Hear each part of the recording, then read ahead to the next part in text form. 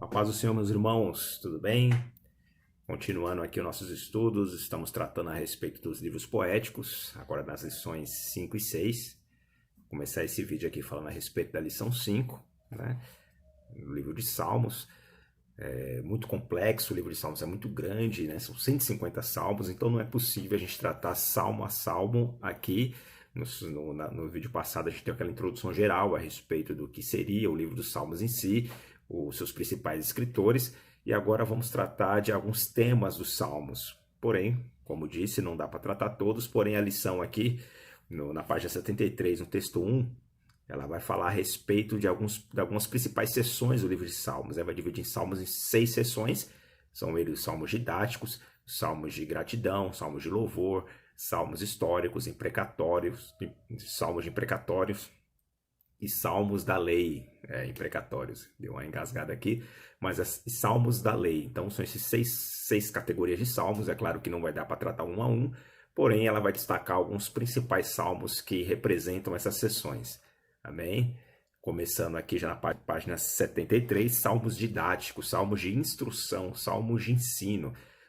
Como o próprio nome diz, didática é a arte do ensino, a arte da educação, a arte de passar o conhecimento. Então, o salmo didático tinha por objetivo a transmissão de conhecimento, né? Tanto de crianças quanto de jovens, adultos, porque pensar que naquela época não existiam escolas como nós conhecemos hoje, então muitos dos ensinamentos eram passados de geração em geração também através dos salmos, porque como era louvor, música, então é mais fácil de decorar, né? Veja, quando nós éramos criança, muitas das coisas nós aprendemos por músicas, até mesmo na igreja, né? Muitos princípios bíblicos nós aprendemos com músicas simples infantis. Por exemplo, cuidado, olhinho no que vê, cuidado, mãozinha onde toca. São canções simples, porém contendo conteúdo ali de princípios, né? Bíblicos que até hoje não saem da nossa mente. Então, o Salmo didático também tinha esse intuito de ensinar, de instruir as pessoas a seguir no caminho do Senhor. E, inclusive, aqui a lição trata tanto o Salmo 1 como o Salmo 15, como o Salmo didático. Destaca esses dois salmos. O Salmo 1 faz ali o contraste entre o justo e o ímpio, entre a forma como que o justo deve se comportar e as consequências desse seu comportamento, as bênçãos de Deus, onde é dito que ele seria comparado a uma árvore junto a ribeiros, a águas puras, cristalinas, e seus frutos serão dados no tempo certo, as suas folhas serão verdes, ou seja, que haverá sempre prosperidade na sua casa, prosperidade no seu lar. Já o ímpio é comparado a feno, a palha seca, ou seja, algo que rapidamente vai se estragar, rapidamente vai se perder. E isso faz alusão também à vida eterna, né? Onde o justo gozará o céu de luz, estará com Deus, estará com o Criador, e o ímpio para o inferno, se continuar fora dos caminhos do Senhor. Então a ideia do Salmo 1 é fazer esse contraste e mostrando, ensinando, olha, você quer ser bem-aventurado, você quer ser feliz, você quer ter as bênçãos do Senhor, não ande por os caminhos dos ímpios, não se detém, não se apegue aos seus conselhos, não tente imitar as suas práticas, porque isso desagrada a Deus. Então, basicamente essa é a ideia. Já no Salmo 30 ali, Davi fala a respeito de quem entrará no santuário do Senhor, quem terá acesso ao tabernáculo, a moradas do Senhor, Deus Todo-Poderoso. E aí ele dá uma relação de pessoas, de atitudes e de comportamentos que a pessoa tem que ter para ser contemplado entre aqueles que habitarão no monte do Senhor. A pessoa tem que ser íntegra, justa, sincera, né? Falando sempre a verdade, com o coração sempre verdadeiro, né? Dizendo a verdade mesmo quando aquilo pode se tornar contra ela, mesmo quando não lhe favoreça. Então isso mostra a inteireza de coração, né? A pureza de coração. E segundo o salmista, essas são as características das pessoas que poderão habitar no santuário do Altíssimo, no tabernáculo do Altíssimo, no monte do Altíssimo. Então, novamente, um salmo de instrução. Imagina uma criança, um jovem, crescendo com esses conceitos dentro dele, certamente se tornará tanto um servo melhor, né? Tanto um adorador melhor de Deus, conhecedor das vontades de Deus, dos ensinos de Deus, como também mesmo um cidadão melhor, uma pessoa melhor para a sociedade, uma pessoa que não mente, não faz trapaças, uma pessoa que os seus negócios são claros, são límpidos, uma pessoa que busca o interesse do próximo, não busca falar mal do outro. Então pensa, uma sociedade de pessoas pensando assim, obviamente se torna uma sociedade melhor, uma nação melhor.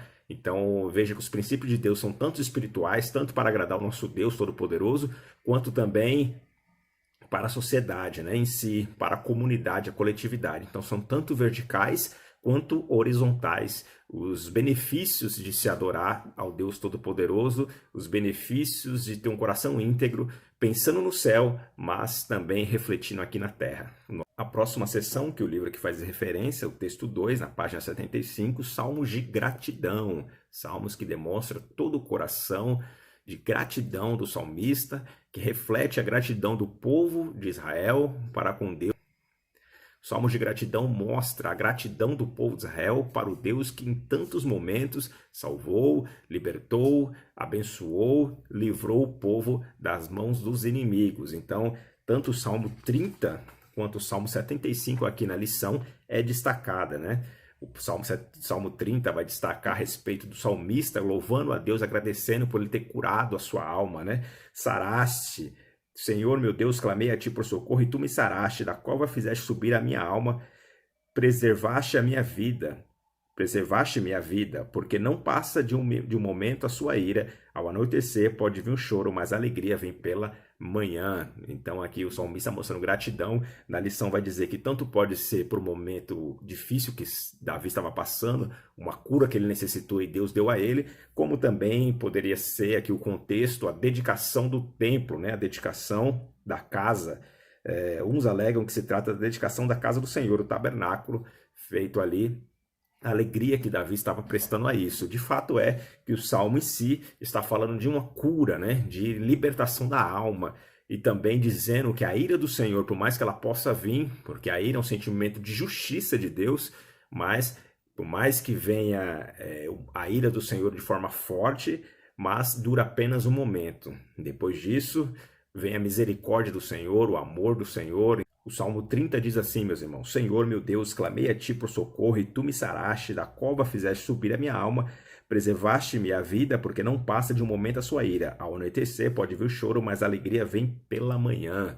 Então veja, aqui tem um contexto para dizer como que esse salmo, né, foi escrito. Aqui a lição diz que pode ser tanto momento de cura, uma situação que Davi estava necessitando de uma cura, enfermidade grave, como a dedicação do tabernáculo, né, do Senhor. Mas, conforme for, tanto faz aqui o contexto, o verso em si está mostrando a gratidão de Davi, porque Deus o curou, Deus curou a sua alma, e que a ira do Senhor dura apenas um momento, né? E que mesmo que a noite inteira ele venha chorar, ele venha sofrer, mas ao amanhecer a alegria retornará, né? Mas a alegria vem pelo amanhã. Então a esperança, o louvor de agradecimento de que se não fosse Deus, o salmista, a nação estaria completamente perdida.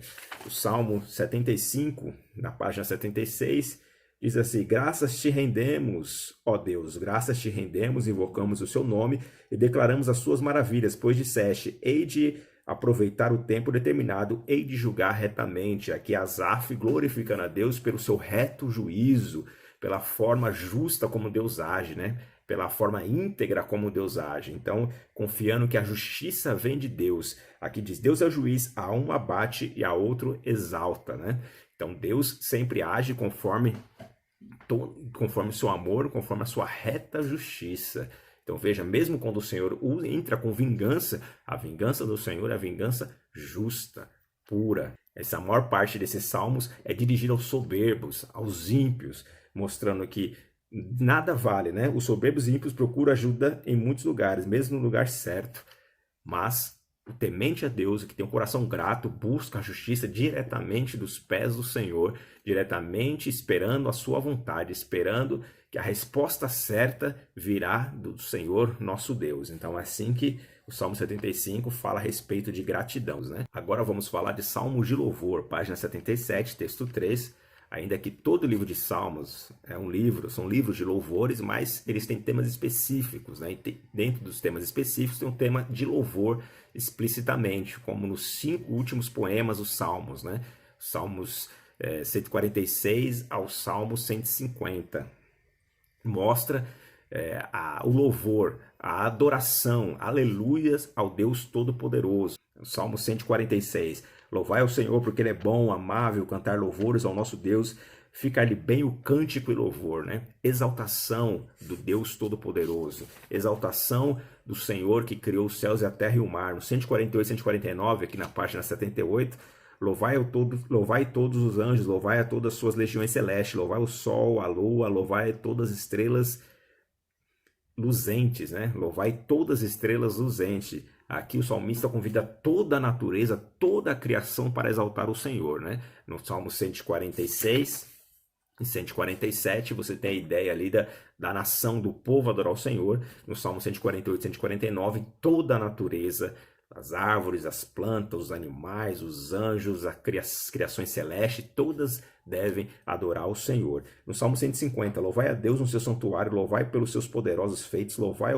ao som da trombeta, todo ser que respira, louve ao Senhor, aleluia. Então esse salmo aqui mostra que todos devem louvar o Senhor, como deve louvar o Senhor, né? Aqui no último parágrafo da página 178, a doxologia final da coleção dos Salmos conclui este belo livro. O Salmo 146 e 147 falam do porquê louvar o Senhor, e o Salmo 148 e 149 sobre quem deve louvar o Senhor. O Salmo 150 salienta o onde e como louvar ao Senhor, né? Finalizando, aqui 150, tudo que tem fôlego, louve ao Senhor.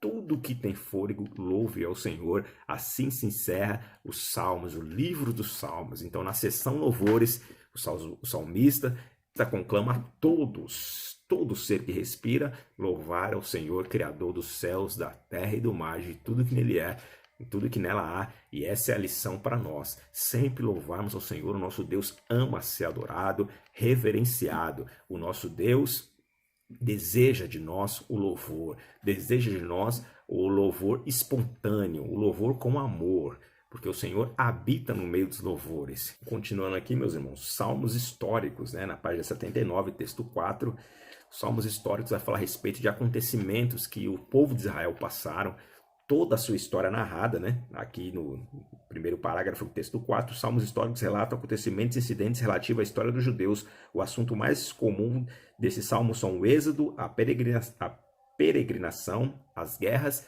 e o cativeiro. O êxodo, a peregrinação, as guerras e o cativeiro são os temas mais abordados aqui nos salmos históricos, como o Salmo 78, que a lição vai destacar, e o Salmo 137. No 78, aqui ela resume dessa forma: o que ouvimos e aprendemos, o que nos contaram nossos pais, não cobriremos a seus filhos, contaremos à vindoura geração.